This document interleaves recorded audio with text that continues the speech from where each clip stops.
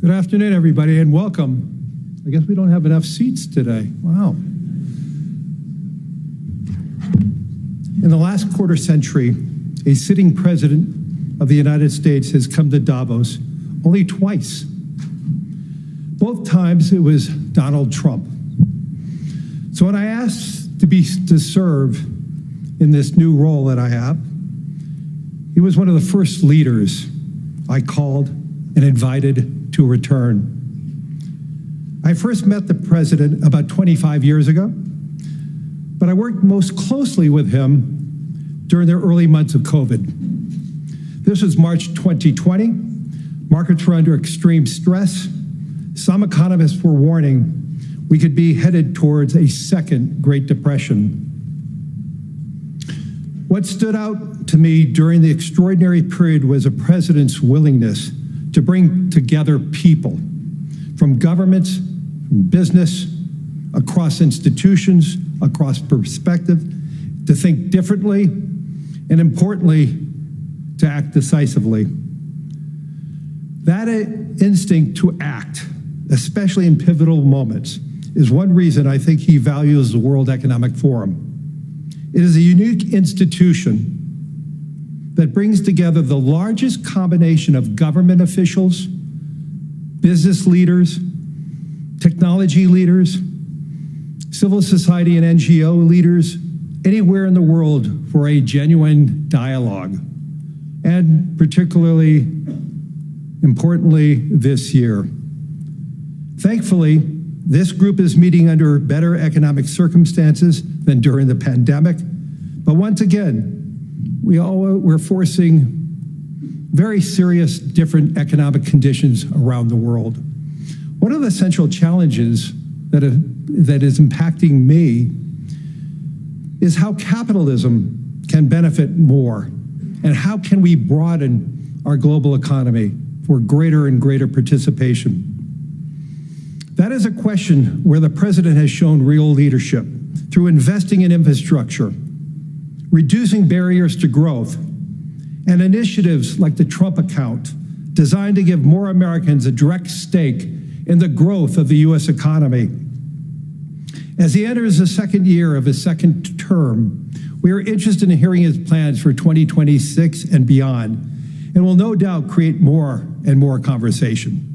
And that's what the forum is about, a serious conversation in the spirit of dialogue. Discussions where the world is headed, where are we going? And these discussions would be incomplete without the President of the United States, the most important leader in the world. We appreciate him here, so let me introduce and welcome back to Davos the President of the United States, Donald J. Trump.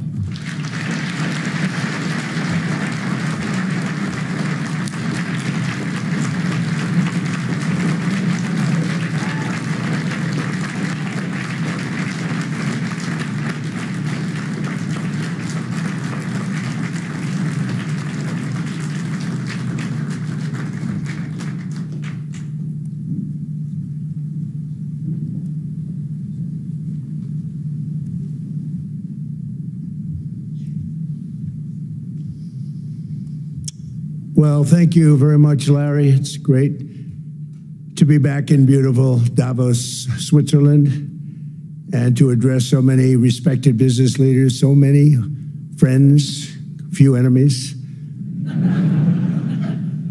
and all of the distinguished guests. It's a who's who, I will say that. I've come to this year's World Economic Forum with truly phenomenal news from America. Yesterday marked the one-year anniversary of my inauguration, and today, after 12 months back in the White House, our economy is booming, growth is exploding, productivity is surging, investment is soaring, incomes are rising, inflation has been defeated, our previously open and dangerous border is closed and virtually impenetrable. And the United States is in the midst of the fastest and most dramatic economic turnaround in our country's history. Under the Biden administration, America was plagued by the nightmare of stagflation, meaning low growth, and high inflation, a recipe for misery, failure, and decline. But now, after just 1 year of my policies, we are witnessing the exact opposite: virtually no inflation and extraordinarily high economic growth. Growth like I believe you'll see very shortly our country has never seen before, perhaps no country has ever seen before. Over the past 3 months, core inflation has been just 1.6%. Meanwhile, fourth quarter growth is projected to be 5.4%, far greater than anybody other than myself and a few others had predicted. Since the election, the stock market has set 52 all-time high records. So that's in 1 year, 52 records, adding $9 trillion in value to retirement accounts, 401ks, and people's savings. People are doing very well. They're very happy with me. Since my inauguration, we've lifted more than 1.2 million people off of food stamps, and after 4 years in which Biden secured less than $1 trillion of new investment in our country. Think of that, 1 trillion, substantially less than that. In 4 years, we've secured commitments for a record-breaking $18 trillion, and we think when the final numbers come out, they'll be closer to $20 trillion of investment. That's never been done by any country at any time, not even close. Just over 1 year ago, under the radical left Democrats, we were a dead country. Now we are the hottest country anywhere in the world. In fact, the United States economy is on pace to grow at double the rate that was projected by the IMF just last April. And with my growth and tariff policies, it should be much higher. I really believe we can be much higher than that. And this is all great news, and it's great for all nations. The USA is the economic engine on the planet, and when America booms, the entire world booms. It's been the history. When it goes bad, it goes bad. You all follow us down, and you follow us up, and we're at a point that I don't believe we've ever been. I never thought we could do it this quickly. My biggest surprise is I thought it would take more than a year, maybe like a year and 1 month.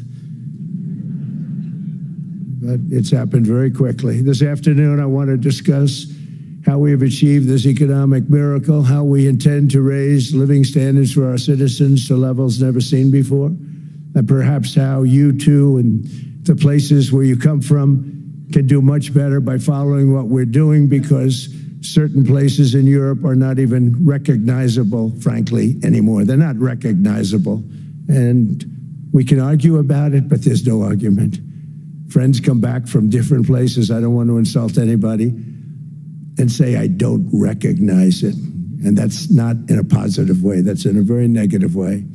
And I love Europe, and I want to see Europe go good, but it's not heading in the right direction. In recent decades, it became conventional wisdom in Washington and European capitals that the only way to grow a modern Western economy was through ever-increasing government spending, unchecked mass migration, and endless foreign imports.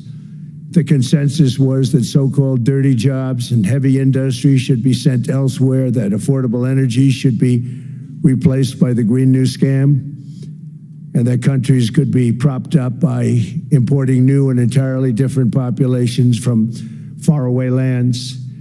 This was the path that Sleepy Joe Biden administration and many other Western governments very foolishly followed, turning their backs on everything that makes nations rich and powerful and strong. And there's so much potential in so many nations. The result was record budget and trade deficits and a growing sovereign deficit driven by the largest wave of mass migration in human history. We've never seen anything like it. Quite frankly, many parts of our world are being destroyed before our very eyes, and the leaders don't even understand what's happening. And the ones that do understand aren't doing anything about it. Virtually all of the so-called experts predicted my plans to end this failed model would trigger a global recession and runaway inflation. but we have proven them wrong. It's actually just the opposite. In 1 year, our agenda has produced a transformation like America has not seen in over 100 years. Instead of closing down energy plants, we're opening them up. Instead of building ineffective, money-losing windmills, we're taking them down and not approving any. Instead of empowering bureaucrats, we're firing them, and they're going out and getting jobs in the private sector for 2 and 3 times what they were making in government. So they started off hating me when we fired them, and now they love me. Instead of raising taxes on domestic producers, we're lowering them and raising tariffs on foreign nations to pay for the damage that they've caused. In 12 months, we have removed over 270,000 bureaucrats from the federal payrolls, the largest single-year reduction in government employment since the end of World War II. Nobody thought that was coming, but we had no choice. To make a country great, you can't have all federal jobs. We've cut federal spending by $100 billion and slashed the federal budget deficit by 27% in the single year. It's going to go down quite a bit more from that, driving inflation way down from the record highs of the Biden administration. Every month, they went up and up and up. I promised to cut 10 old regulations for every single new regulation, but instead I've cut, actually till this point, 129 regulations for every 1 new regulation approved. So every time they come in with a new regulation, we do at least 10, but so far it's averaging out to 129, if you can believe it. In July, we passed the largest tax cuts in American history, including no tax on tips, no tax on overtime, no tax on Social Security for our great seniors. We also provided 100% expensing, that's the one they like, and bonus depreciation for all new equipment and capital investments to help companies expand and shift production to America. They are so in love with that. They build a plant, they're able to deduct it immediately, the whole thing, rather than waiting 38 to 41 years in the old days. This is a miracle taking place. Nobody thought it would ever be done by any country, but it's done by us. It was what made my first term the most successful 4-year term that we've ever had from a financial standpoint. And now we've upped it. This is a 10-year program, not a 1-year program. But you're allowed to deduct everything in 1 year. It used to be 38 to 41 years. With tariffs, we've radically reduced our ballooning trade deficit, which was the largest in world history. We were losing more than $1 trillion every single year, and it was just wasted. It was going to waste. But in 1 year, I slashed our monthly trade deficit by a staggering 77%, and all of this with no inflation, something everyone said could not be done. There were a couple of brilliant people that actually thought I was doing the right thing. I thought I was doing the right thing. Now they all think I'm doing the right thing because they can't believe the numbers. American exports are now up by more than $150 billion. Domestic steel production is up by 300,000 tons a month, and it's doubling over the next 4 months. It's doubling and tripling, and we have steel plants being built all over the country. Nobody thought they'd see that. Factory construction is up by 41%, and that number is really going to skyrocket right now because that's during a process that they're putting in to get their approvals, and we've given very, very quick, fast approvals. In the process, we've made historic trade deals with partners covering 40% of all U.S. trade.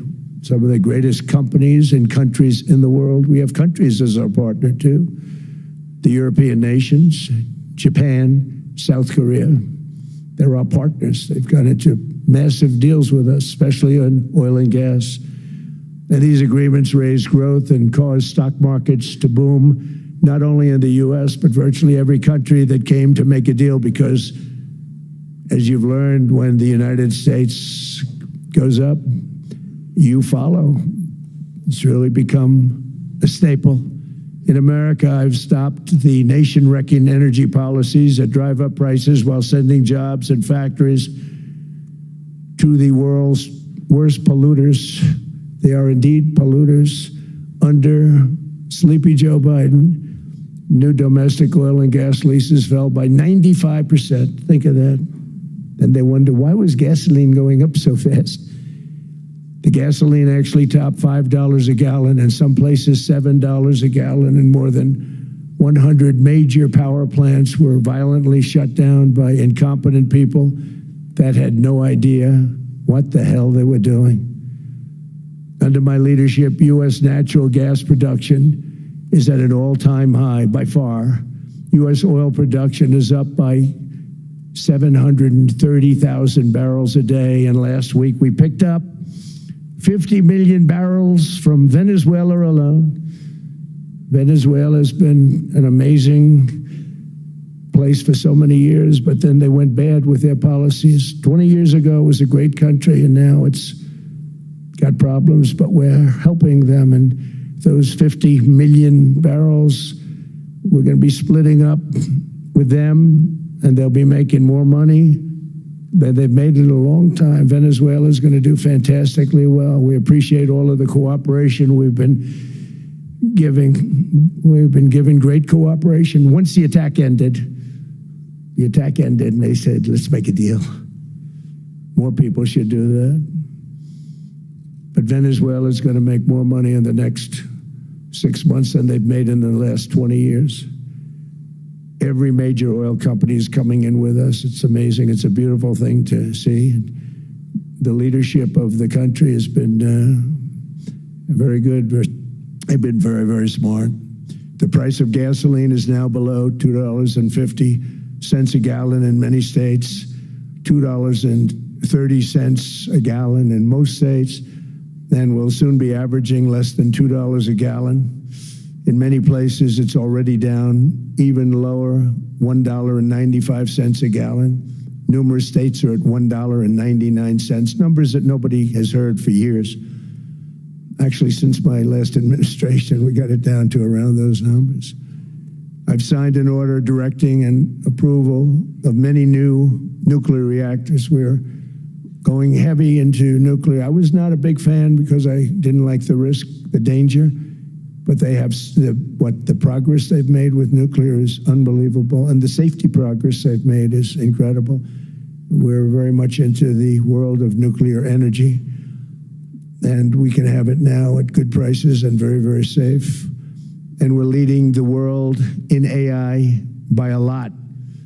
We're leading China by a lot. I think President Xi respects what we've done, in part because I've allowed these big companies building these massive buildings to build their own electric capacity. They're building their own power plants, which when added up is more than any country anywhere in the world is doing. I read recently an article in the Wall Street Journal that China's creating so much energy, and they are. I got to hand it to them.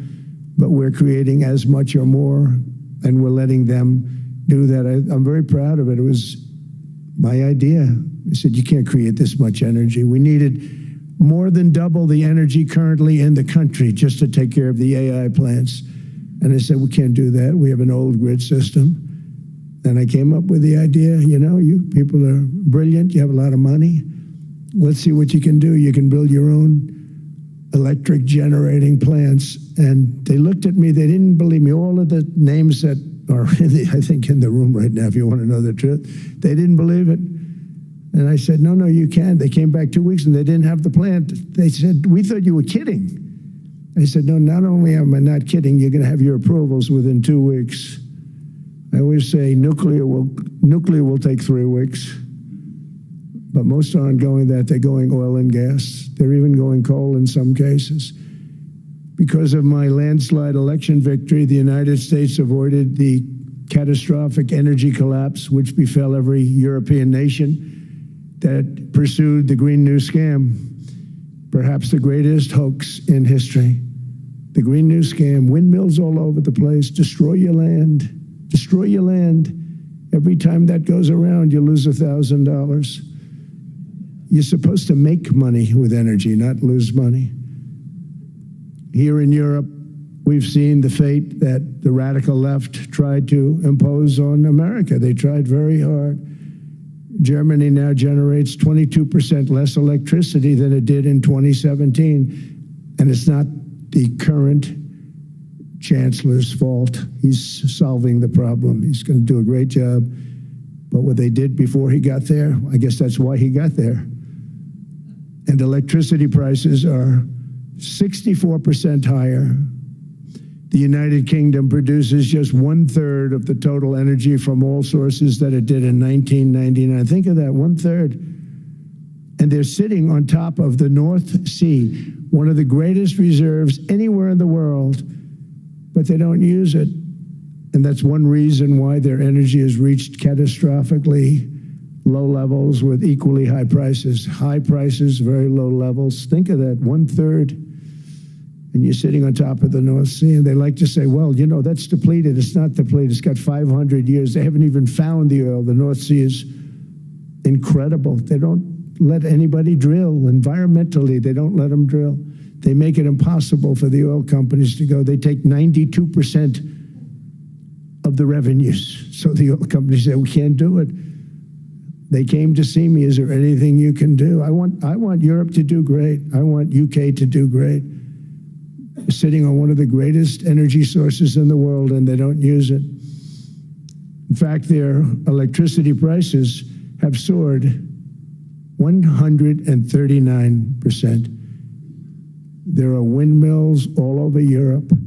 There are windmills all over the place, and they are losers.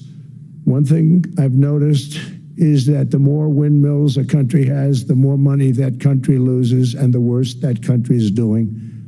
China makes almost all of the windmills, and yet I haven't been able to find any wind farms in China. Did you ever think of that? It's a good way of looking at it. They're smart. China's very smart. They make them, they sell them for a fortune.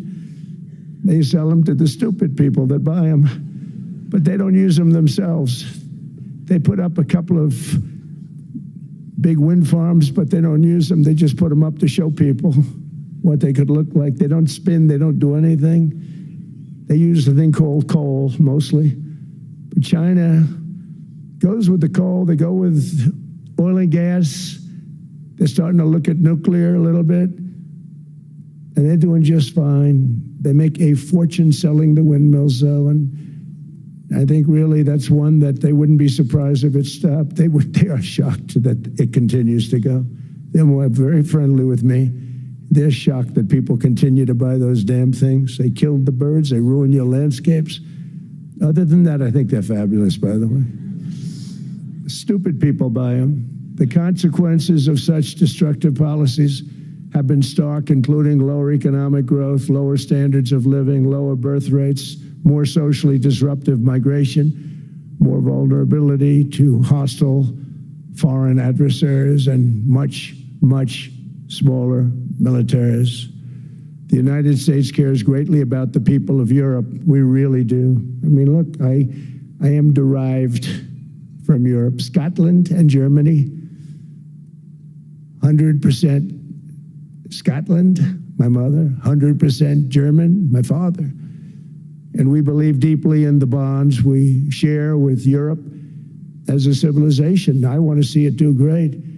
That's why issues like energy, trade, immigration, and economic growth must be central concerns to anyone who wants to see a strong and united West, because Europe and those countries have to do their thing. They have to get out of the culture that they've created over the last 10 years. It's horrible what they're doing to themselves. They're destroying themselves. These beautiful, beautiful places.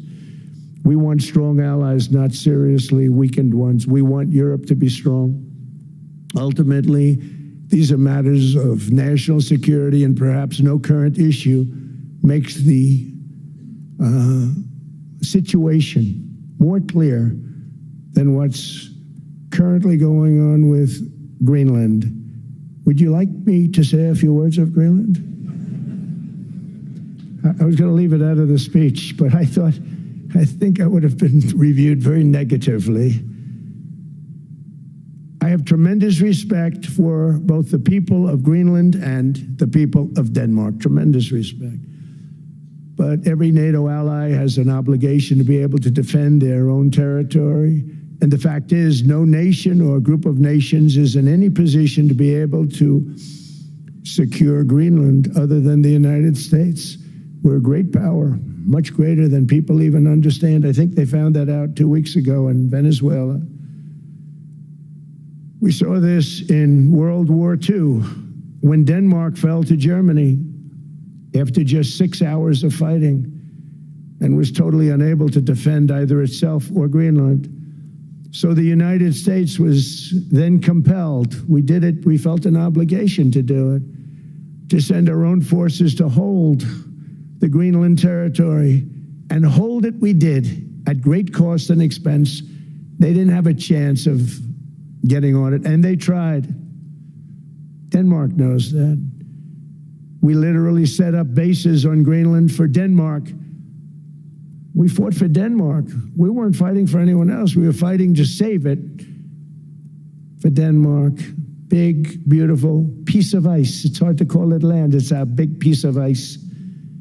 But we saved Greenland and successfully prevented our enemies from gaining a foothold in our hemisphere. So we did it for ourselves also. And then after the war, which we won it big. Without us, right now you'd all be speaking German and a little Japanese, perhaps. After the war, we gave Greenland back to Denmark. How stupid were we to do that? But we did it. But we gave it back. But how ungrateful are they now? So now our country and the world face much greater risks than it did ever before because of missiles, because of nuclear, because of weapons of warfare that I can't even talk about. 2 weeks ago, they saw weapons that nobody ever heard of. They weren't able to fire one shot at us. They said, what happened? Everything was discombobulated. They said, we've got them in our sights. Press the trigger, and nothing happened. No anti-aircraft missiles went up. There was one that went up about 30 feet and crashed down right next to the people that sent it. They said, what the hell is going on? Those defensive systems were made by Russia and by China. So they're going to go back to the drawing boards, I guess. Greenland is a vast, almost entirely uninhabited and undeveloped territory. It's sitting undefended in a key strategic location between the United States, Russia, and China. That's exactly where it is, right smack in the middle.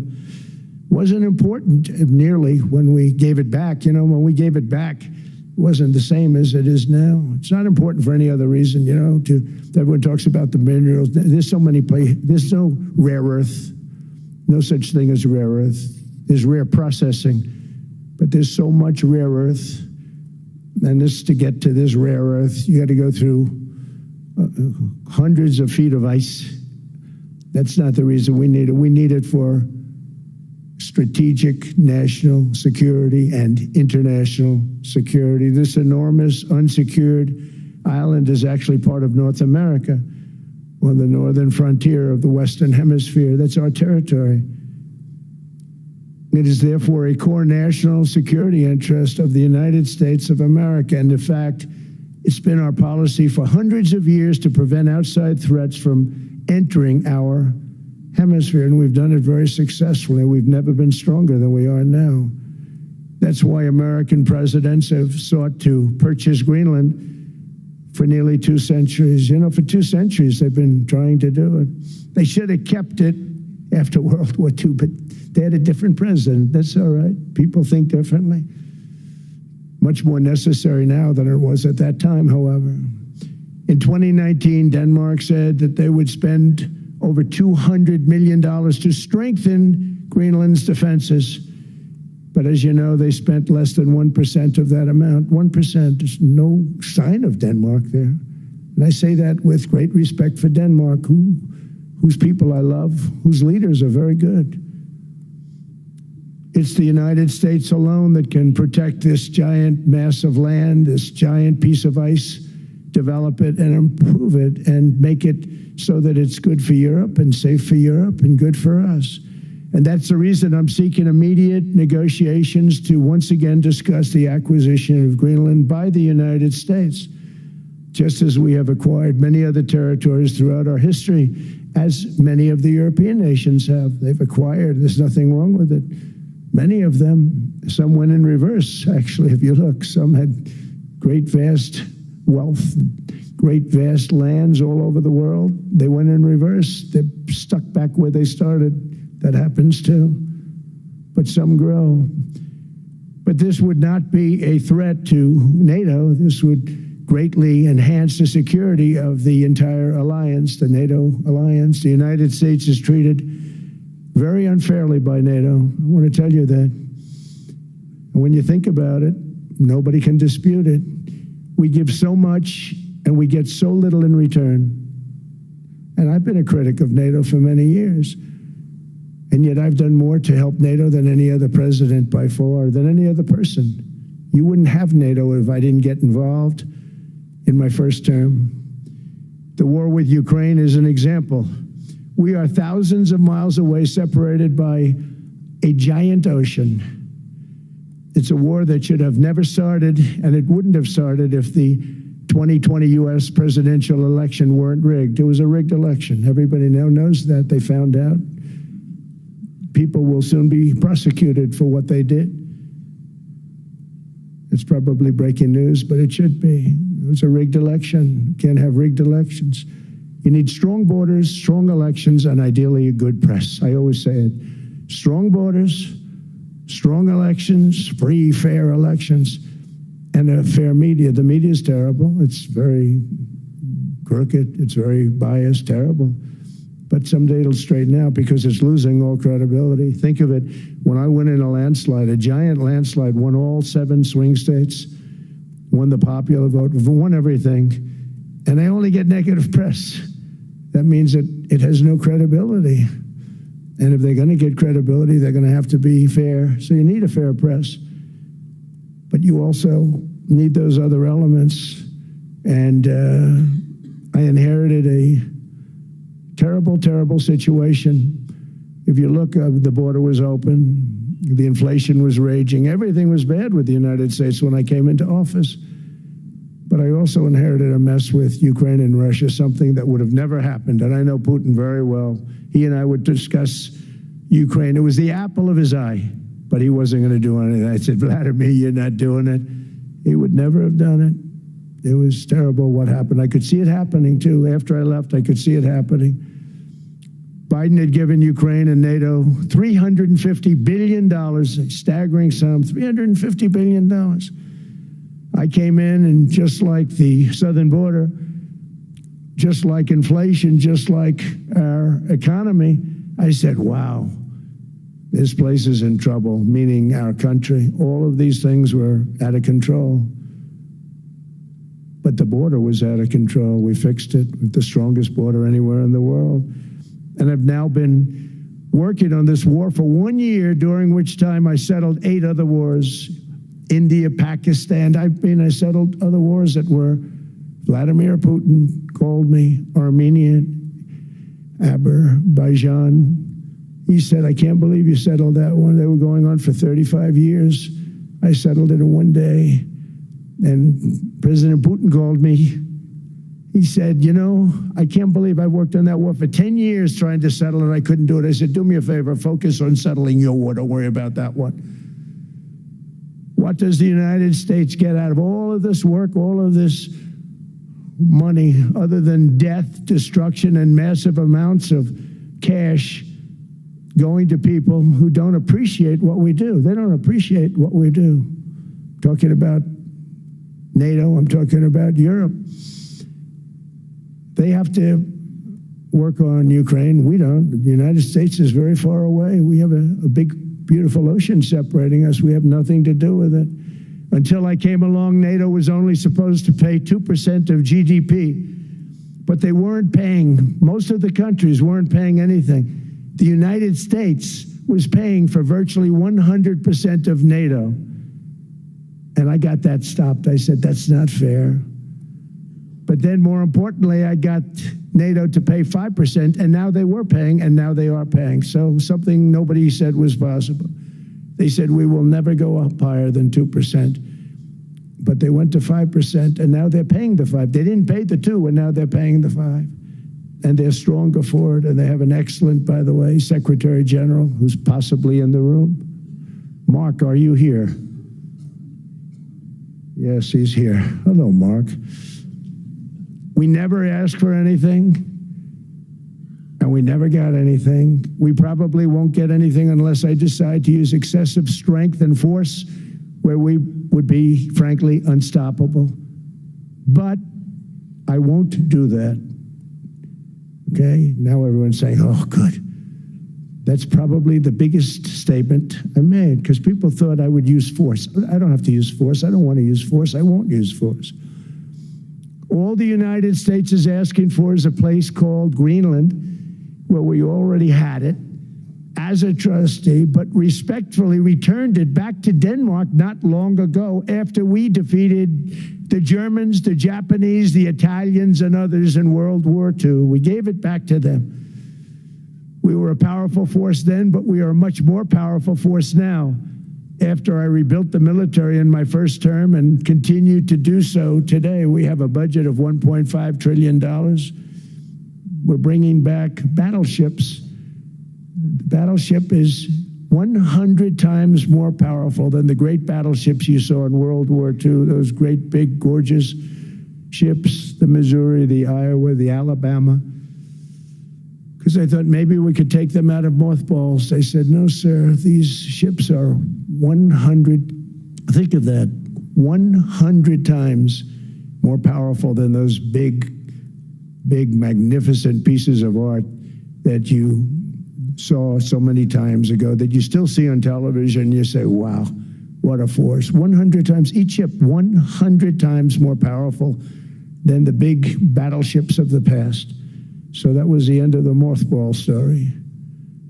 So what we have gotten out of NATO is nothing except to protect Europe from the Soviet Union and now Russia. I mean, we've helped them for so many years. We've never gotten anything, except we pay for NATO. And we paid for many years until I came along. We paid for, in my opinion, 100% of NATO because they weren't paying their bills.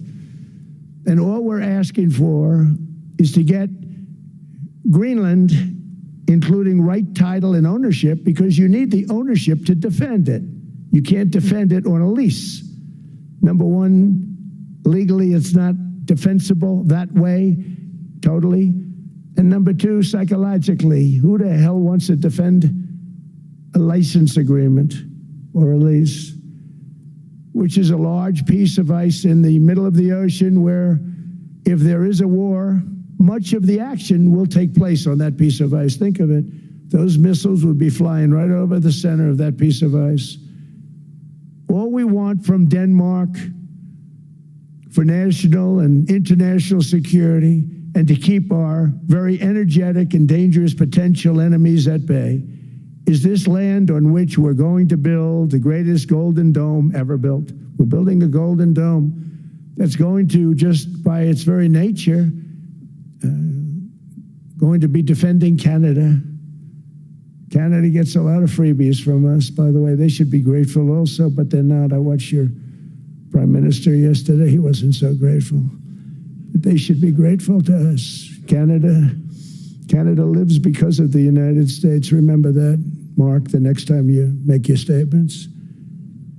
What we did for Israel was amazing, but that's nothing compared to what we have planned for the United States, Canada, and the rest of the world. We are going to build a dome like no other. We did it for Israel. And by the way, I told Bibi, stop taking credit for the dome. That's our technology. That's our stuff. But they had a lot of courage, and they were good fighters, and they did a good job, and we wiped out the Iran nuclear threat like nobody can believe. Nobody's ever seen anything like it.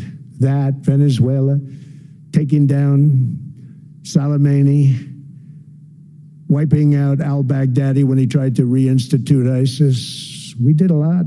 I did a lot of big things.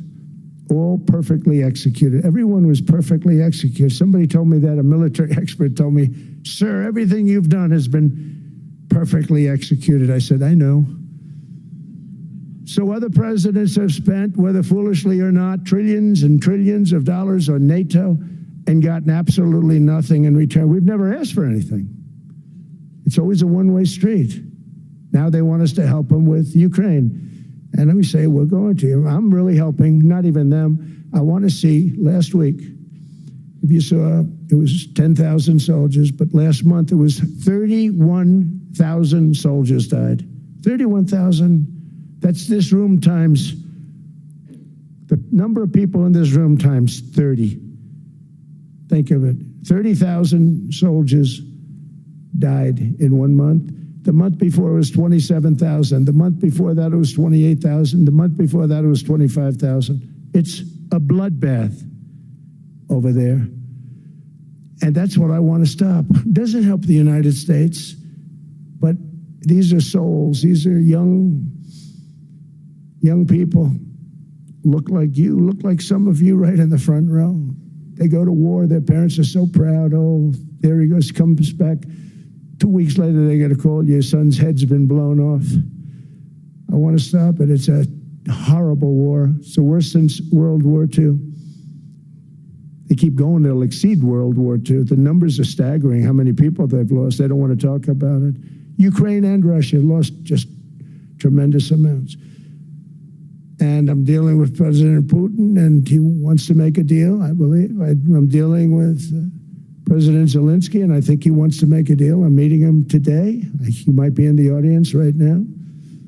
But they got to get that war stopped because too many people are dying, needlessly dying. Too many souls are being lost. It's the only reason I'm interested in doing it. But in doing it, I'm helping Europe, I'm helping NATO, and I've until the last few days when I told them about Iceland, they loved me. They called me daddy, right, last time. Very smart man said, he's our daddy. He's running it. I was like running it. I went from running it to being a terrible human being.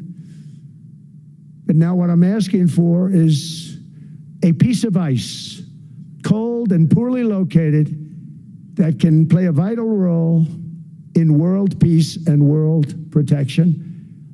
It's a very small ask compared to what we have given them for many, many decades. But the problem with NATO is that we'll be there for them 100%. But I'm not sure that they'd be there for us. If we gave them the call, gentlemen, we are being attacked. We're under attack by such and such a nation.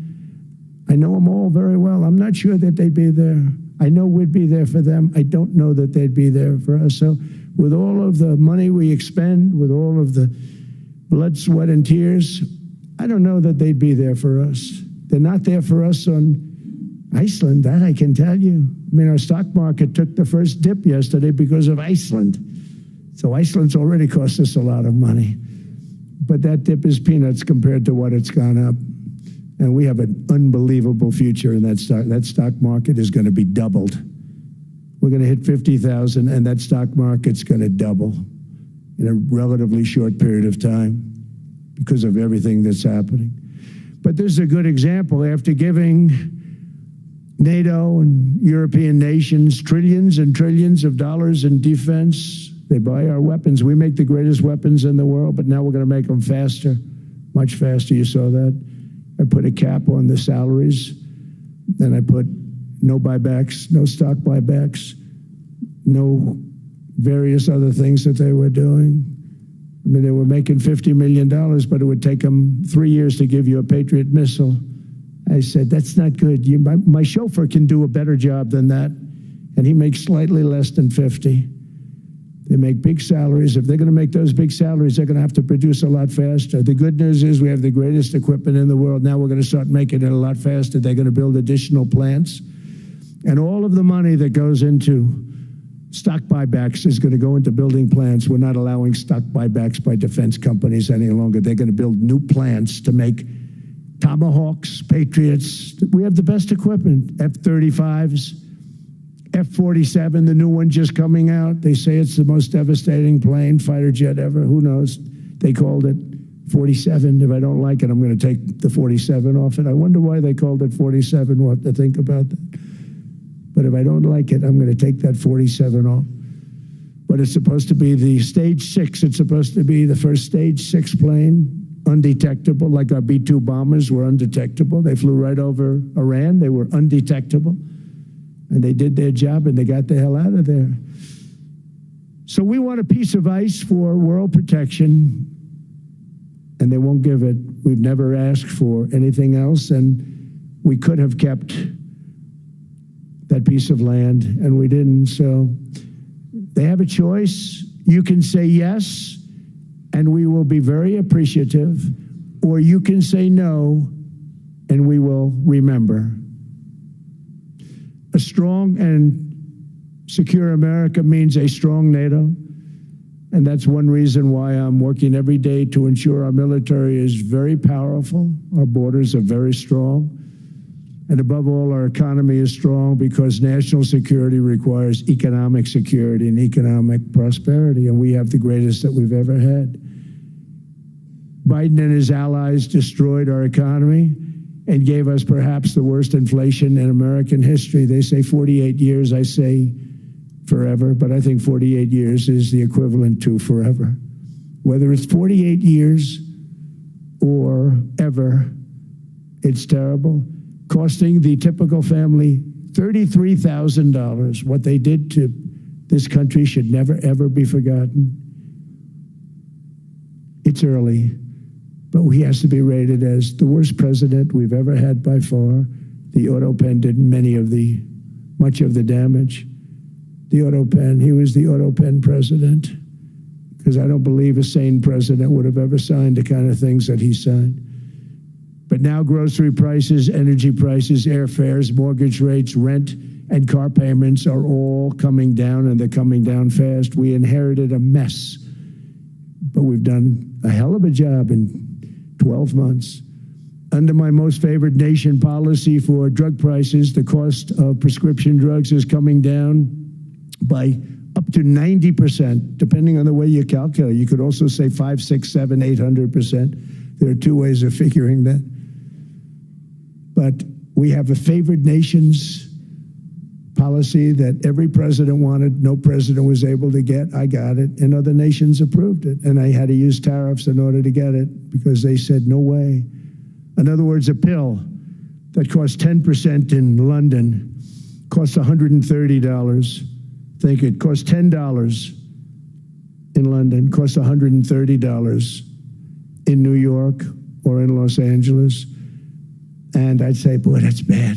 Friends of mine would say, you know, we go to London, you can buy the stuff for nothing. We go all over the world, we could buy it for nothing. Because basically America was subsidizing every nation in the world, because presidents allowed them to get away with it. It became very tough. So when I called up Emmanuel Macron, I watched him yesterday with those beautiful sunglasses. What the hell happened? But I watched him sort of be tough. But he was at $10 for a pill. And I said, Emmanuel, and I have all the big pharmaceutical companies are in total agreement. It wasn't easy, by the way. They're tough, smart. They've been getting away with the scam for a long time. But they gave it up. But they said, you'll never get the countries to approve it. I said, why is that? Because they won't. They always said, we're not paying any more. Get the rest for the United States. So over the years, they stayed the same. We just went up, up, up. And I mean, we would pay 13, 14, 15 times more than certain countries would. So I said, no, they'll approve it 100%. Sir, you'll never get them to approve it. I said, I guarantee you. But I actually started with Emmanuel, who probably is in the room too. And I like him. I actually like him. Hard to believe, isn't it? And I said, Emmanuel, you're going to have to lift the price of that pill to $20, maybe $30. Think of that. That means it's a doubling of prescription drugs. Might be a tripling, might be a quadrupling. It's not easy. No, no, no, Donald, I will not do that. I said, yes, you will, 100%. He said, no, no, no. You're asking me to double. I said, Emmanuel, you've been taking advantage of the United States for 30 years with prescription drugs. You really should do it, and you will do it. I have no doubt. In fact, I am 100% sure you're going to. No, no, no, I will not do it. Because yes, in all fairness to him, he has to double or triple. Because the world being a bigger place than the United States, it's not that you meet in the middle. You just have to go up some, and we come down a lot. They go up a little, we come down a lot. So we're at $130, they're at 10. So they may have to go to 20 or 30. No more than that. I said, Emmanuel, you're going to be doubling or tripling? No, no, no. I said, here's the story, Emmanuel. The answer is you're going to do it fast. And if you don't, I'm putting a 25% tariff on everything that you sell into the United States and a 100% tariff on your wines and champagnes. And that's about 10 times more than what I'm requesting. And you're going to do it. I don't want to go public with it, but you may make me do that. No, no, Donald, I will do it.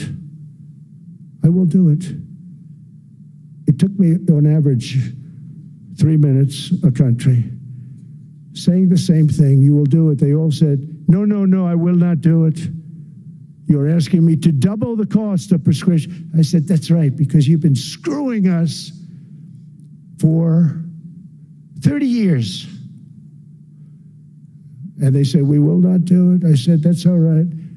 On Monday morning, we're putting a 25, 30, 50. I gave different numbers for different countries. This is also national security we're talking about. Not fair. We're not going to subsidize the whole world. And every one of those countries have agreed to do it.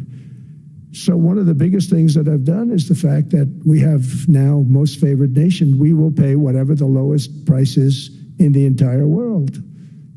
So our drug prices are going to be coming down by staggering 90%.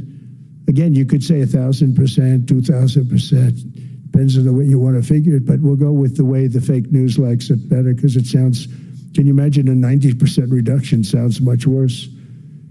But drug prices are going to be coming down tremendously in all the nations, and I appreciate them doing it, but they did it. In all fairness, without tariffs, I wouldn't have been able to get it done. After declining $3,000 under Biden, real incomes are up in the United States by $2,000, $3,000, and even $5,000 and more. Home ownership has always been a symbol of health and vigor of American society, but that goal fell out of reach for millions and millions of people in the Biden era because interest rates went up so high. Today, I'm taking action to bring back this bedrock of the American dream. In recent years, Wall Street giants and institutional investment firms, many of you are here, many of you are good friends of mine, many of you are supporters. Sorry to do this to you, I'm so sorry. But you've driven up housing prices by purchasing hundreds of thousands of single-family homes, and it's been a great investment for them. Often as much as 10% of houses on the market. You know, the crazy thing is a person can't get depreciation on a house, but when a corporation buys it, they get depreciation. Okay, that's something we're going to have to think about too. I don't know if too many people think about that. You buy a corporation, they buy 500 houses, they buy hundreds of thousands, they buy 500 houses, they can take depreciation. A person sweats and works and buys one house, they can't. But homes are built for people, not for corporations, and America will not become a nation of renters. We're not going to do that. That's why I have signed an executive order banning large institutional investors from buying single-family homes. It's just not fair to the public. They're not able to buy a house. And I'm calling on Congress to pass that ban into permanent law, and I think they will. One of the biggest barriers to saving for a down payment has been surging credit card debt. The profit margin for credit card companies now exceeds 50%, one of the biggest. And they charge Americans interest rates of 28%, 30%, 31%, 32%. Whatever happened to usury? So to help our citizens recover from the Biden disaster, all caused by this horrible precedent, I'm asking Congress to cap credit card interest rates at 10% for 1 year. And this will help millions of Americans save for a home. They have no idea they're paying 28%. They go out there a little late in their payment and they end up losing their house. It's terrible.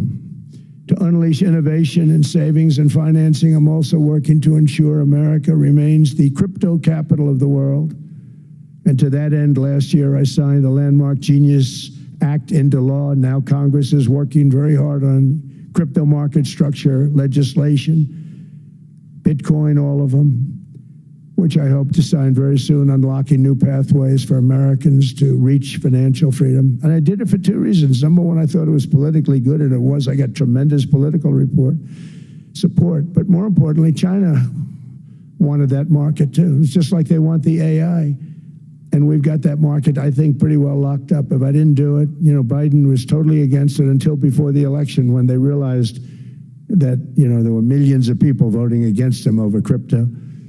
And all of a sudden, they loved it very much, but it was too late. They blew it. But it is politically popular, but it's much more importantly, we have to make it so that China doesn't get the hold of it. And once they have that hold, we're not going to be able to get it back. So I'm honored to have done it. Finally, I've instructed government-backed institutions to purchase up to $200 billion in mortgage bonds to bring down interest rates. And I'll be announcing a new Fed chairman in the not-too-distant future. I think he'll do a very good job. So he gave away some of it. He did give that away. So we have something, got something, but somebody that's very respected. They're all respected. They're all great. Everyone that I interviewed is great. Everyone could do, I think, a fantastic job. Problem is they change once they get the job. They do.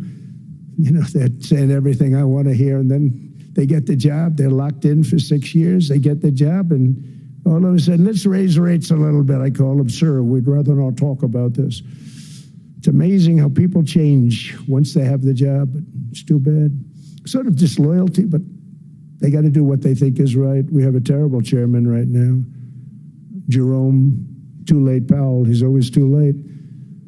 And he's very late with interest rates, except before the election, he was just fine for the other side. So we're going to have somebody that's great, and we hope he does the right job. Last week, the average 30-year mortgage rate dropped below 6% for the first time in many years. Another major factor in driving up housing costs was the mass invasion of our borders. And I have to say one thing about housing, because nobody ever says this. I am very protective of people that already own a house, of which we have millions and millions and millions. And because we have had such a good run, the house values have gone up tremendously. And these people have become wealthy. They weren't wealthy. They become wealthy because of their house. And every time you make it more and more and more affordable for somebody to buy a house cheaply, you're actually hurting the value of those houses, obviously, because the one thing works in tandem with the other. And I don't want to do anything that's going to hurt the value of people that own a house, who for the first time in their lives are walking around the streets of whatever city they're in, very proud that their house is worth $500,000, $600,000, $700,000. Now, if I want to really crush the housing market, I could do that so fast, and people could buy houses, but you would destroy a lot of people that already have houses. In some cases, they've mortgaged their house, and the mortgage would be very low, and all of a sudden the mortgage without any changes becomes very high, and they end up losing the house. I'm not going to hurt, and I speak with Scott, who's doing a fantastic job, and Howard, who's doing a fantastic job, and all of my people. And I always say, look, I can crush the hell out of the market. We can drop interest rates to a level, and that's one thing we do want to do. That's natural. That's good for everybody. The dropping of the interest rates, we should be paying a much lower interest rate than we are. We should be paying the lowest interest rate of any country in the world, because without the United States, you don't have a country. I mean, I had a case with Switzerland. We happened to be in Switzerland. Maybe I'll give you a quick story. But they were paying nothing. They make beautiful watches, great watches, Rolex, all of them. They were paying nothing to the United States when they sent their product in. And we had a $41 billion deficit. $41 billion with this beautiful place. Flew over it, isn't it nice? So I said, let's put a 30% tariff on them so that we get back some of it, not all of it at all. We'd still have a deficit, big deficit. We had 41 million. That's a big deficit. And I said, let's put a tariff on. Different tariffs, different places. You're all party to them. In some cases, victims to them. But in the end, it's a fair thing. And most of you realize that.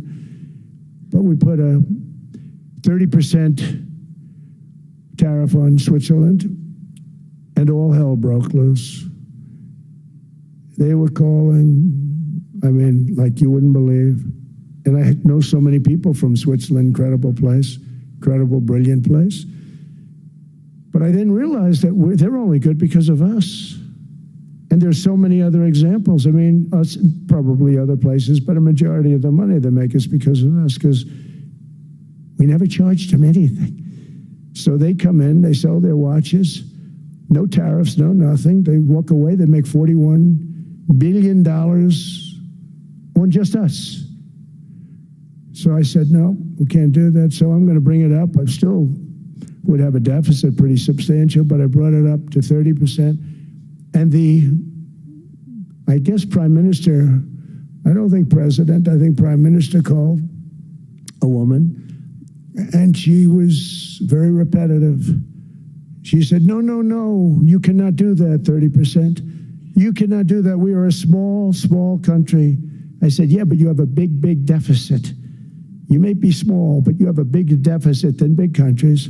He said, no, no, no, please, you cannot do it. Kept saying the same thing over and over. We are a small country. I said, but you're a big country in terms of, and she just rubbed me the wrong way, I'll be honest with you. And I said, all right, thank you, ma'am, appreciate it. Do not do this. Thank you very much, ma'am. And I made it 39%. And then all hell really broke out. And I was paid visits by everybody. Rolex came to see me. They all came to see me. But I realized, and I reduced it, because I don't want to hurt people. I don't want to hurt them. And we brought it down to a, lower level. Doesn't mean it's not going up, but we brought it down to a lower level. But they pay now, tariff.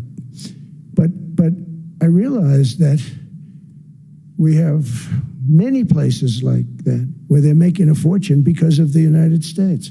Without the United States, they wouldn't be making anything. Think of it. Switzerland made $41 billion on us. And as she said, it's a small place. And I realized with that, I don't know, it was so, because she was so aggressive. And I realized in that conversation that the United States is keeping the whole world afloat. Many places, I could give you 6, 7 places just in the people in this little area. I know every one of them. They're looking down. They don't want to see me, and they don't want to stare me in the eyes. But they're taking advantage of, everybody took advantage of the United States. But I've been very fair, and I gave them a tariff, and it was fine. But I realized that without us, it's not Switzerland anymore. Without us, it's not any of the countries that are represented here. And we want to work with the countries. We want to work with them. We're not looking to destroy them. I could have said 39, 40%. I could have said I want a 70% tariff, then we make money with Switzerland. But Switzerland would have been probably destroyed, financially destroyed. I don't want to do that. But we should be paying the lowest interest rate of everybody. I hope Scott's listening to this, because we should be paying the lowest interest rate of everybody. Without us, most of the countries don't even work. And then you have the protection factor. Without our military, which is the greatest in the world by far, without our military, you have threats that you wouldn't believe. You wouldn't believe. You don't have threats because of us, and that's because of NATO. One other thing, and I have to say it so importantly, in the old days, and I used to say I'm the youngest in the room. Now I'm among the older. I hate to say it. I don't feel old, but I'm among the older. But I remember not long ago, 20, 25 years ago, when good news came came out about, let's say, the United States. The United States had a great quarter. The United States had a great month. All the stocks went up. And that's the way it's supposed to be. Now when they say the United States had a record quarter, it's unbelievable how well it's doing, all the stocks crash because they say, oh no, inflation, they're going to raise interest rates. And they do. Some of these stupid people like Powell, they raise interest rates. And what they do is they stop you from being successful.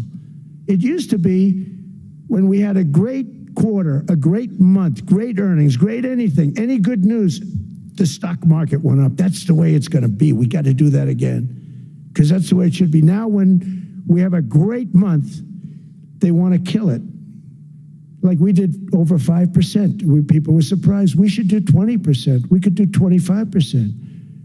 When we announce good numbers, and the reason is they're so petrified of inflation.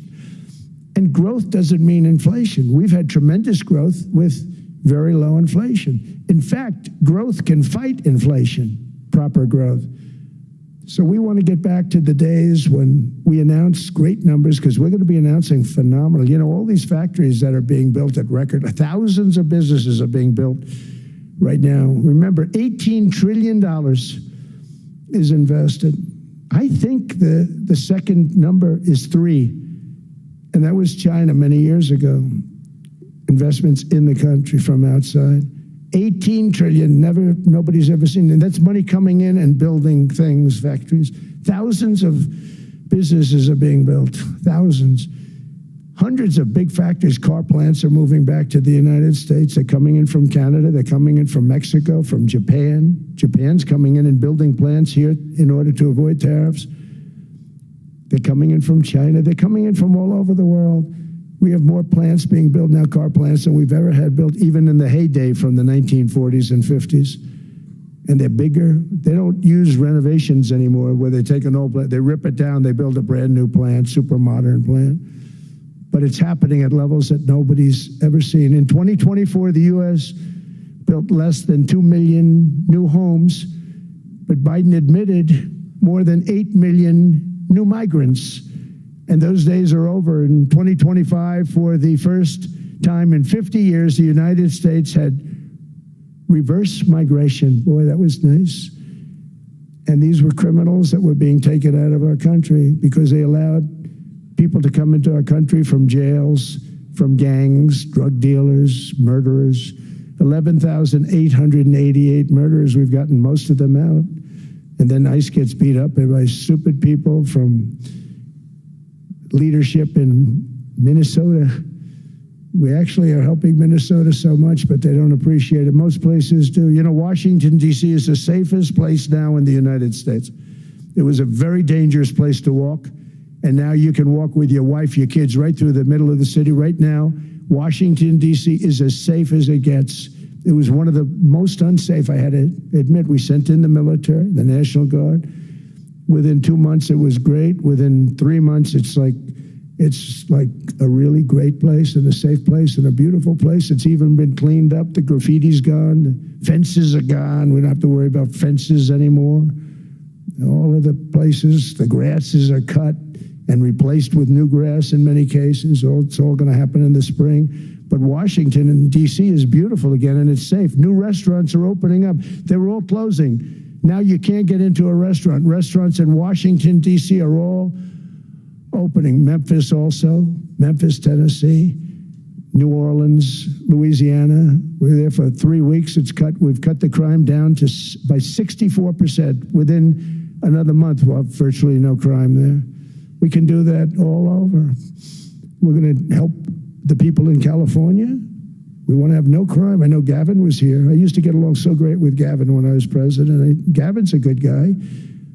And we're going to, if he needed it, I would do it in a heartbeat. I'd love to see. We did help them a lot in Los Angeles, a lot with the early in my term when they had some problems. But we would love to do it. I will say this, if I were a Democrat governor or whatever, I would call up Trump. I'd say, come on in, make us look good, because we're cutting crime down to nothing. And we're taking people out, career criminals, who are only going to do bad things, and we're bringing them back to their countries. But where we've done it, it's been amazing. And we have a capacity to do it at much greater levels.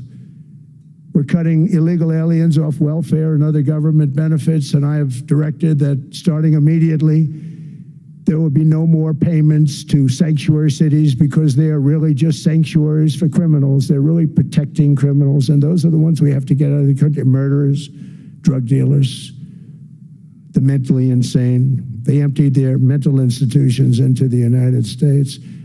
And despite that, we have the lowest crime numbers that we've ever had in the history of the country. Just came out. But equally importantly, we're cracking down on more than $19 billion in fraud that was stolen by Somalian bandits. Can you believe that Somalia? They turned out to be higher IQ than we thought. I always say these are low IQ people. How did they go into Minnesota and steal all that money? And we have, they're pirates, they're good pirates, right? But we shoot them out of the water just like we shoot the drug boats out. They're not pirating too many boats lately, do you notice? When they go out into those boats, they want to take over $1.5 billion tanker loaded up with oil, and they say, we're going to blow up your boat. They have powerful weapons. You hit the side of the boat, you blow the whole thing up. The insurance companies are petrified, so they say, just give them the boat, we'll give them money instead. And I don't do that. We blow them right the hell out of the water. We see them going out, we blow them out of the water. We don't have any pirates so much anymore. If we do, they won't be there long.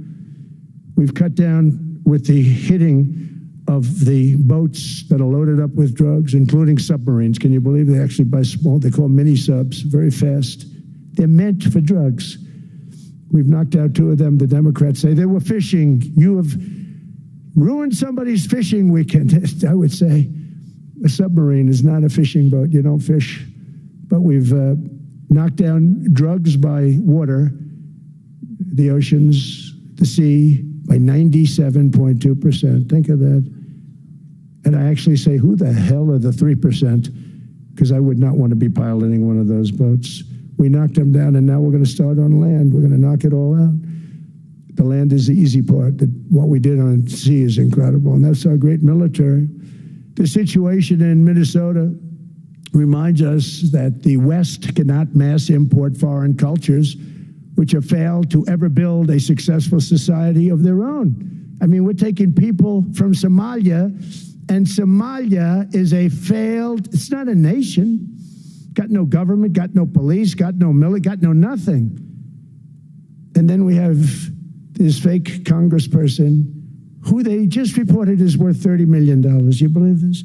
Ilhan Omar, talking about the Constitution provides me. She comes from a country that's not a country, and she's telling us how to run America. Not going to get away with it much longer, let me tell you. The explosion of prosperity and conclusion and progress that built the West did not come from our tax codes. It ultimately came from our very special culture. This is the precious inheritance that America and Europe have in common. We share it. We share it, but we have to keep it strong. We have to become stronger, more successful, and more prosperous than ever. We have to defend that culture and rediscover the spirit that lifted the West from the depths of the Dark Ages to the pinnacle of human achievement. We live in an incredible, changing period. It's an unbelievable time, but we have to take advantage of the time that we're in. In our hands are technologies that our ancestors could scarcely have. I mean, they couldn't have even dreamt some of the things that we see today. And so rapidly they're produced. I mean, AI, 2 years ago, nobody ever heard of the term, and now everybody's talking about it. And it can have some very good purpose. It could also have some dangerous purpose, and for that we have to watch out. But some tremendous things are happening because of it. And we're leading by so much. We're doing so well. But opportunities that are bigger and grander than ever before in human history are right before us. It is the pioneers in this room. Many of you in this room are true pioneers. You're truly brilliant people. Just your ability to get a ticket is brilliant because you have about 50 people for every seat. I don't know what, that's Larry. Everything Larry touches turns to gold. He made this very successful. But you're in this room, And some of you are the greatest leaders anywhere in the world. You're the greatest brains anywhere in the world. And the future is unlimited, and to a large part because of you, and we have to protect you, and we have to cherish you. I always say we have to cherish our brilliant people because there aren't many of them. So together with confidence, boldness, and persistence, let us lift up our people, grow our economies, defend our shared destiny, and build a future for our citizens that is more ambitious, more exciting, more inspiring, and greater than the world has ever seen. We're in a position to do things that nobody else has ever even thought of before. And many of the people in this room are the ones that are doing it, and I want to congratulate you, and I'm with you all the way. You can do things that nobody else can even think about. So I congratulate you on your tremendous success. And the United States is back, bigger, stronger, better than ever before. And I'll see you around. Thank you all very much. Thank you very much.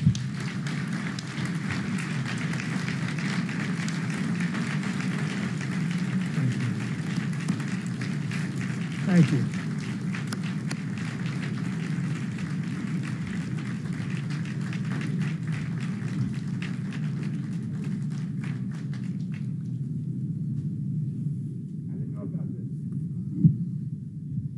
This was supposed to be a nice fire chat, Mr. President. Yes, good. I got set up. No, I did know. You made the job for the moderator really easy. Thank you, Mr. President, for your speech. I do have a few follow-up questions, if it's okay. Sure. I don't think I should start with Greenland, maybe. I'll start with the economy. The U.S. economy is doing really, really well. But how to sustain this growth moving forward? Because there's always a recession looming around the corner. Well, you know, the one thing about economies and recessions is sometimes you get hit unexpectedly and there's nothing you can do about it. All brilliant people, but there's nothing. One example was COVID. We had an economy going at levels like nobody had ever seen my first 2.5, 3 years. And then I heard the word pandemic, not COVID. They came up with that name over a period of time. We won't get into that. But I heard the word pandemic. And I had a poll come out that was so strong just prior to that. And I was with the two best pollsters, McLaughlin and Fabrizio. And they said, sir, George Washington and Abraham Lincoln, if they came back and ran as president and vice president, they couldn't beat you. And then what happened is the following day, I was told to stay tuned because there's something really bad happening in China. There are bodies laying all over Wuhan, right around that certain building that we talk about. I always said it came from Wuhan. It did come from Wuhan. And there were body bags. We saw it by satellite. And they said, there are strange things happening in China. And so it began. And we ended up with the COVID, and the whole world suffered. We did a phenomenal job. I don't think we got the credit we deserved. We did something that Operation Warp Speed, which some people say was one of the greatest military feats ever. We did a great job. Used our military, used a lot of people. But sometimes you get hit with things, nothing you can do. You get hit with things like that unexpectedly. And we got through it. And when I left, the stock market was higher than it was previous to the COVID coming up. And that was, I called it a great achievement. But things happen, bad things happen. The things that we can stop are wars if we're smart. That we can stop. Those are a matter of being intelligent and having intelligent people on the other side, because wars are the worst of all. Wars are worse than anything. But we can stop wars because that's sort of up to us. But things like dust flying in the air, wherever COVID comes from or whatever comes, sometimes you have to be a little bit lucky. But we are poised to have an economy like no other, not only in this country, but anywhere. And you know, when you hear the kind of numbers that I can tell you that Scott Bessent was with me the other day, and he's looking at numbers. He said, I can't. And that's all he's done his whole life, pretty much your whole life. Scott, you weren't going to be a football player, I don't think. Scott was not that great at football, but he was always good at numbers, right? And he was looking at numbers. He said, I've never seen anything like this. We're poised to do things that no other country's ever done. And, you know, luck, I hate to say it, but we need a little luck. We don't want to get hit by something that nobody could have thought. Whoever thought we were going to hit by a pandemic? You know, when I heard the word pandemic, I said, oh, that's an ancient problem. World War I, they lost 100 million people. It actually ended World War I. A lot of people don't know. The Spanish flu in World War I ended the war because all the soldiers were sick. The soldiers were so sick on both sides, and that war was raging, and they were all dying from the Spanish flu. They were sick as dogs. They couldn't fight. So, you know, you don't know how that would have turned out. But so we do, I mean, subject to that, and I always have to put a caveat in for it, but we're poised to have the greatest growth of any large country, I think any country that there's been. When you look at what's happening in the United States, it's really amazing. Thank you. One thing that maybe keeps you up at night, I know you don't sleep that much anyway, Mr. President, is the debt. The U.S. debt is high, is now the biggest expenditure on your budget. How to get out of that impasse? Well, the big thing is growth. I mean, growth is the way. If we grow like this, we go from having at $37 trillion. We go from having high debt to low debt. But we also are cutting expenses, you know, the old-fashioned way. We have extraordinary growth. I think we're going to be growing our way out. I think we're going to be paying off debt. We're taking in tremendous money from tariffs fairly. And again, I'm using them judiciously. You know, Switzerland's a case study. I could have gotten much more. I could have asked for much more.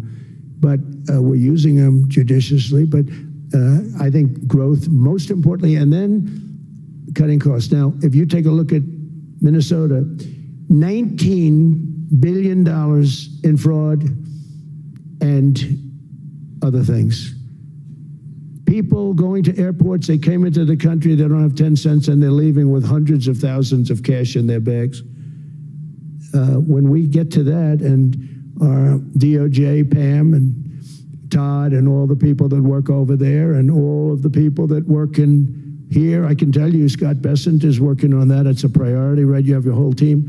We're in there looking for where this money is coming from, how much it is. It could be more than $19 billion. Can you believe that? That's just one state. If we were able to cut out 50% of the fraud, 50%, and we should be able to do better than that, we would have a balanced budget without having to talk about even growth.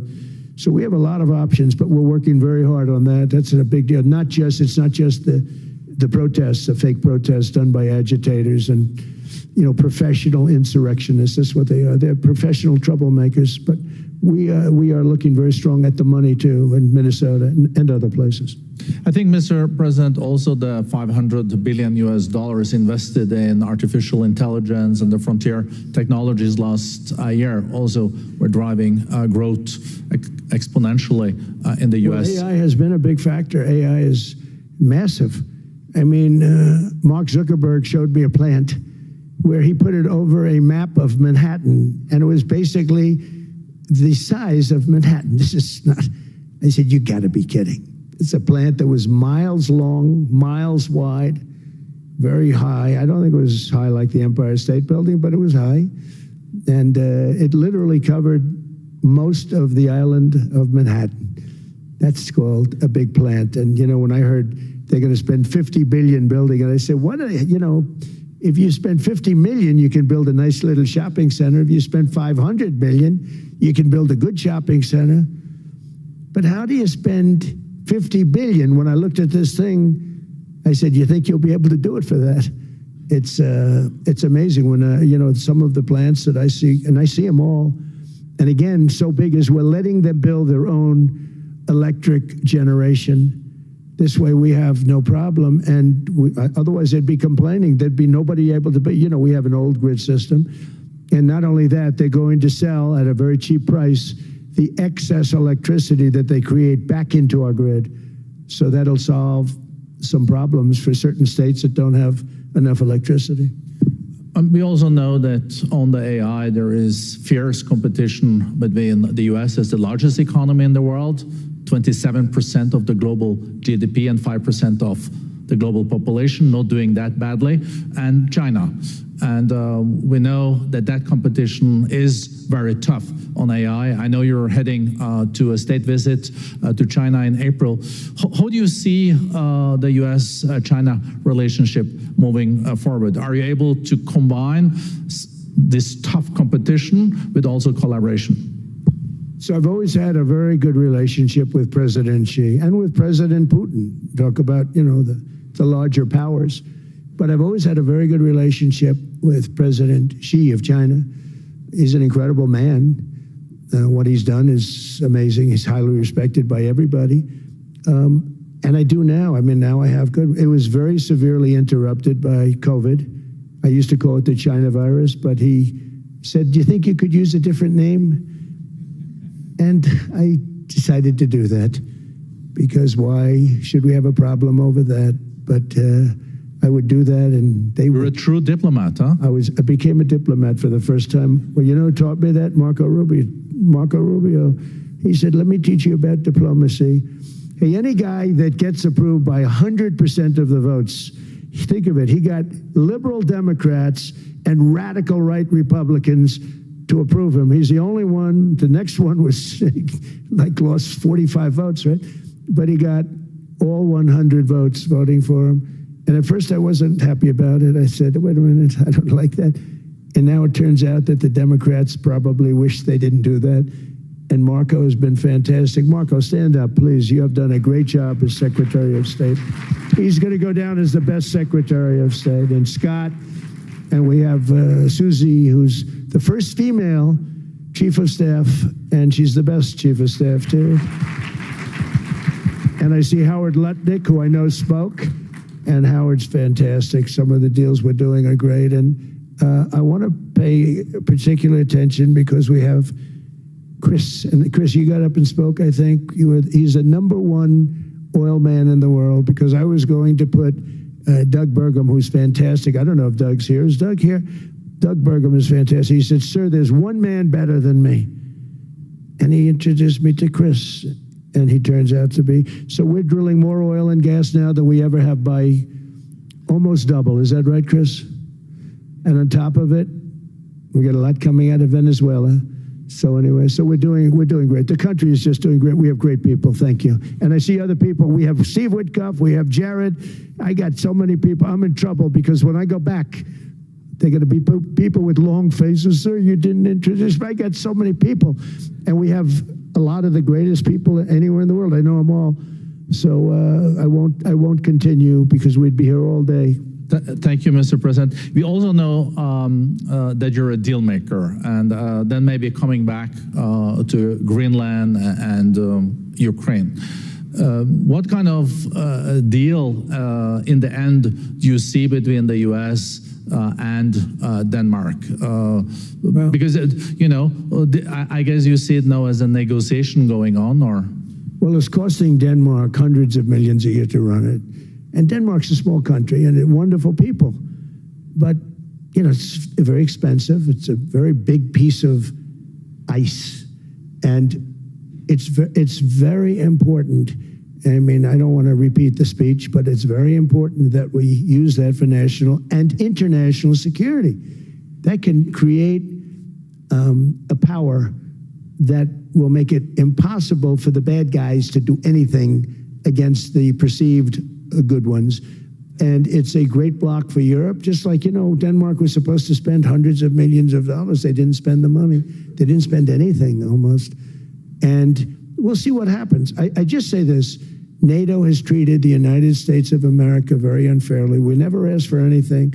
We never got anything. We actually took care of the needs of NATO for years and years, which I felt was always unfair. So I got NATO to pay because they're rich countries. But I think it's time that NATO step up. We're helping them with Ukraine. Without us, I think Putin would have gone all the way. I think we have it. I think there could have been a World War III, if you want to know the truth. If Kamala was elected, or Joe, any one of those, you know, those thinkers, I think you could have ended up in World War III. And I will say Steve Witkoff has been dealing incredibly with But we're not going to have World War III. We want to get it stopped, but we're not going to have World War III. I think if I wasn't elected, I think that could have evolved into World War III. It was a very, very bad situation, and it still is, but it's not that kind of bad. It's bad because so many young people are being killed. How close do you think there is on an agreement on Ukraine? I had the pleasure of speaking with Steve Witkoff and Jared Kushner yesterday. I know they're working hard on it. I know that they're also traveling now. Do you see this very close or still? Well, I hate to say it. I thought that was going to be, so I settled 8 wars plus. And I thought that was going to be one of my easier ones. Not the easiest. Some I settled in a matter of hours because I'm good at that stuff. You know, the United Nations should be doing this. I shouldn't be doing it, but it doesn't matter. It's got to get done, saving a lot of lives. We're saving millions of lives. With Ukraine, Russia, there's tremendous hatred between President Zelensky and President Putin. That's not good. That's not good for settlements. We know from dealing. There's abnormal hatred. With that being said, I think Russia wants to make a deal. I think Ukraine wants to make a deal. And we're going to try getting a deal done. We're getting, I think, Steve, I think I can say that we're reasonably close. But what happens is oftentimes we'll have a deal with Russia. Russia's set, and President Zelensky will not do it. You saw that when he was in the Oval Office. I was not happy. And then we'll have President Zelensky wants to make a deal, and Putin doesn't want to make the deal. It's a very difficult balance, and it's big time, and it is, you know, to use a word, it's a bloodbath. It's horrible what's happening. It's a drone war.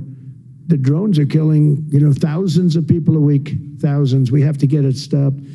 So I believe they're at a point now, I'm going to meet with President Zelensky later today. I believe they're at a point now where they can come together and get a deal done. And if they don't, they're stupid. That goes for both of them. And I know they're not stupid. But if they don't get this done, they are stupid. So I don't want to insult anyone, but you got to get this deal done. Too many people are dying. It's not worth it. President Sisi is sitting on the first row here. He spoke earlier today and also complimented you on the Gaza deal. I think there will be a signing tomorrow. Of course, there are different views on this, but how important do you think this signing is on the Board of Peace? And do you think this is going to sustain? Do you think we now will see Gaza reconstructed and the billions of US dollars invested? I do. I mean, I think we have peace in the Middle East. There are some little situations like Hamas, and Hamas has agreed to give up their weapons. Now, you know, they were born with a weapon in their hand, so it's not easy to do. When they were born with a rifle in their hand. It's not an easy thing for them, but that's what they agreed to. They've got to do it. And we're going to know, Jared, over the next 2 or 3 days, certainly over the next 3 weeks, whether or not they're going to do it. If they don't do it, they'll be blown away very quickly. They'll be blown away. You know, we have 59 countries that are part of that whole peace deal. And some of those countries aren't even they're near the Middle East, but they're not in the Middle East traditionally. And they want to come in and take out Hamas. They want to come in. They want to do whatever they can. There's a problem with Hezbollah in Lebanon, and we'll see what happens there, but that's a problem. But there are these little flames, but there's peace in the Middle East. Now, had we not gone in and knocked out with those big, beautiful, we just ordered 25 brand new ones, the latest and the greatest, the B-2 bomber. Think of them, they went in there at 2 o'clock in the morning with no moon, no light, no nothing, and every single one of those massive bombs hit its target, 100,000-pound bombs hit its target, every one of them. And then on top of it, from a submarine 300 miles away, we hit the sites with tomahawks, which is an unbelievable weapon. So, you know, we did our job. If we didn't do that, you would have never had peace in the Middle East. And the countries like Saudi Arabia, UAE, and Qatar could never have, and others could never have signed anything because you would have had this dark cloud, and the dark cloud was Iran with nuclear. Iran would, if we didn't take them out, they would have had a nuclear weapon within 2 months. They were very close to having the nuclear weapon, and we hit them hard. And it was a total obliteration. If they may try again, but they're going to have to try from a different area because that area was obliterated. Incredible thing we did. And because we did that, we were able to make peace. If we didn't do that, I would say, Jared and Steve, if we didn't do that, there was no chance of making peace because the countries I just named and other countries could have never signed off. They were afraid. They were afraid. We had a bully. The bully was Iran, the bully of the Middle East. They used to call it for years. They were the bully of the Middle East. They're not the bully of the Middle East anymore.